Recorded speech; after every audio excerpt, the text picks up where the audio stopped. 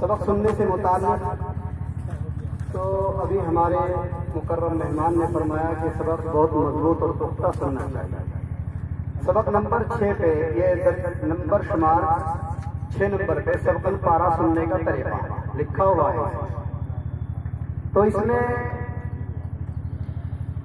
मेरा अपना नाक़िस सा तजर्बा और मेरी नाक़िस सी राय और मेरा खुद मामूल ये है कि मैं सबक से पहले वाले जो 3 सबक होते हैं सबकन पारे के, हर तालिबे इल्म के वो 3 सबक में अज़्ज़ सुनता हूँ और बाकी तलबा का पारा दूसरे तलबा से सुनवाता रहता हूँ। कुछ बच्चे उनमें ऐसे होते हैं जो मशकूक होते हैं, उनका पारा किसी दूसरे तालिबे इल्म को सुनवाने के बाद उनके सबकन पारे का जायजा भी ले लेता हूँ। और सबकन पारा किसी का आधा हो या पौना हो, सबकन पारा पूरा ही सुनने की कोशिश करता हूँ। इल्ला है कि कोई बच्चा अगर ज्यादा जहन का कमजोर है तो उसके सबकन पारे को 2 हिस्सों में या 3 हिस्सों में तकसीम कर दिया जाता है, लेकिन आखिर के 3 सबक उसे भी हर दिन सुनाने होते हैं जो सबक से पहले के 3 सबक होते हैं।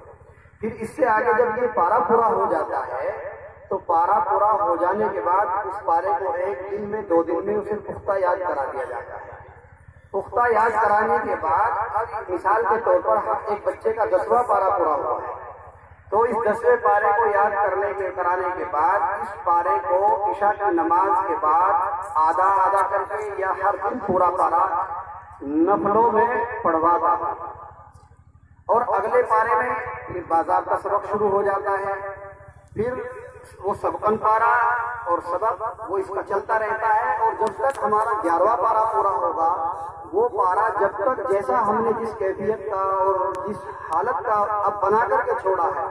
11वें पारे के पूरा होने तक उस 10वें पारे को इतना ही पुख्ता रखवाया जाता है। अक्सर तजर्बेकार लोग यहाँ बैठे इसका मुशाहदा कर लेना, आप कितना भी मजबूत पारा करा दीजिए और सब अगले पारे में सबक चालू करा दीजिए, फिर उसके बाद 3 दिन 4 दिन के बाद लौट करके सबकन से पहले वाले पारे को आप सुन करके देखिए तो बच्चा उस पारे को भूल जाएगा। कितनी भी मेहनत करने के बावजूद उस पारे को भूल जाएगा। आज वो पारा हमारे याद है, उस पारे को यादशुदा पारे को हर दिन आप नफलों में पढ़वा दे रहे हैं। जैसे ही पारा पूरा हो तो पारा पूरा होने के बाद 11वां पारा हमने सुन लिया, अब एक दिन उस 10वें पारे के लिए फिर दे दिया जाए और ये कहा जाए कि दोनों पारों को एक सुबह एक शाम में इनको करके सुनाओ, फिर दोनों पारों का जायजा लिया जाए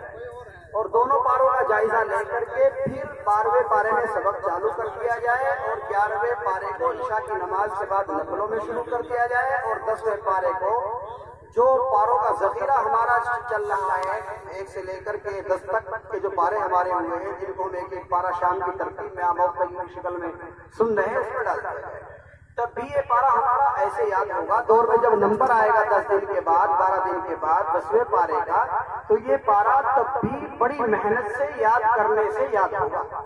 इतनी मेहनत करने के बावजूद भी और 1 महीने तक इसको नफलों में पढ़वाने के बावजूद भी जब इस पारे का नंबर यहाँ आएगा दौर में, तो इस पारे को याद करने से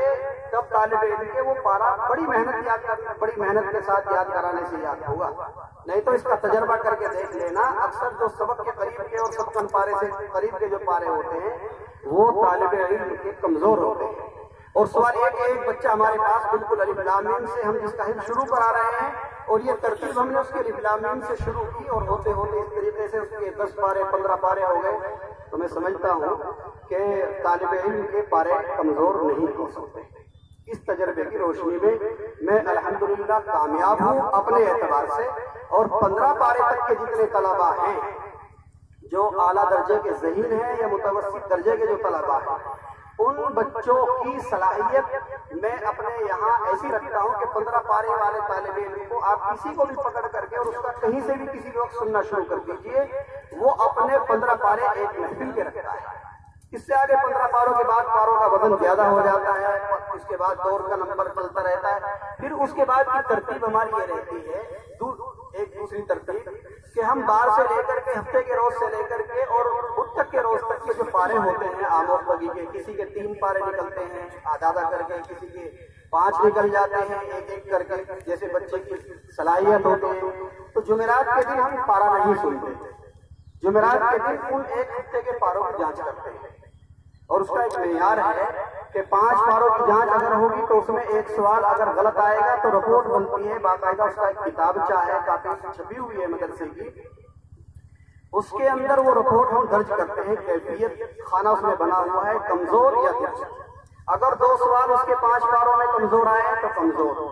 اور اگر 5 پاروں میں اس کا ایک سوال کمزور آیا ہے تو درست۔ اس طرح سے اس کی کیفیت لکھ کر کے اور پرچی تیار کی جاتی ہے۔ جن طلباء کی جانچ کمزور آتی ہے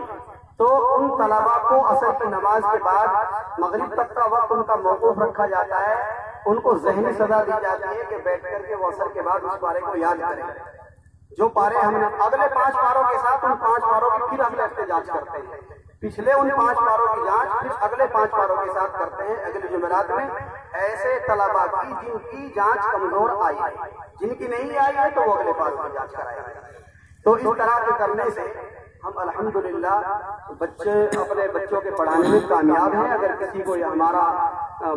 مشورہ اور یہ ناقص تجربہ سمجھ میں آئے اور وہ عمل میں لانا چاہے تو اس کو عمل میں لا کر کے دیکھیں۔ ایک باتیں تو چونکہ بہت ہیں، سبھی کچھ باتیں آپ کی آ گئی ہیں اور آپ کے ہاتھوں میں ہے، بعد میں پڑھ کے دیکھ لینا۔ قرآن کریم کے تعلق سے، دور کے تعلق سے میں ایک بات بتاتا چلوں۔ قرآن کریم کے پورا ہونے کے بعد بعض طلباء قرآن کریم میں کسی کا قرآن کریم تو قدر یاد رہتا ہے اور بعض کا بہت کمزور رہتا ہے اور بعض کا کچھ کمزور رہتا ہے۔ 3 قسم ہوتی ہے طلباء کی۔ بعض بچے ایسے ہوتے ہیں کسی دوسرے مدرسے سے پڑھ کر کے آتے ہیں تو ان میں بھی 3 قسم ہوتی ہے۔ دیکھا کہ وہ آدھا آدھا پارا سنا سکتا ہے، بعض ایسا ہے پورا پورا سنا سکتا ہے، اور بعض ایسا ہے پو سنا سکتا ہے، اور بعض ایسا ہے کہ وہ پو بھی نہیں سنا سکتا۔ تو اب ان کو قرآن کریم کیسے یاد کرایا جائے، یہ ایک سوال ہے۔ تو ہمارا جو اپنا تجربہ ہے یا ہمارا جو اپنا معمول ہے یہ قرآن کریم کے یاد کرانے کا ایسے طلباء کے